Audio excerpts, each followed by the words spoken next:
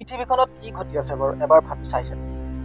এফালে যদি যুদ্ধ, এফালে যদি আন্দোলন, এফালে বিদ্ৰোহ, এফালে যদি বানপানী, এফালে ভূমিকম্প,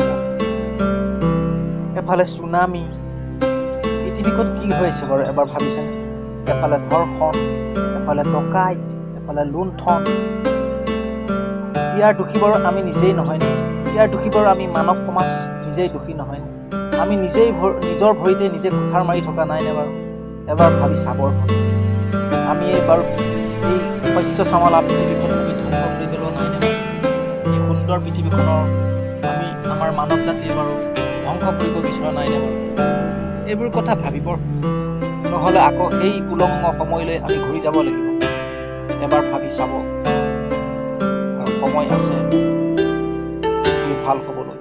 আমি নিজেই ভাল হ'ব লাগিব, তেতিয়াহে পৃথিৱীখন সুন্দৰ হৈ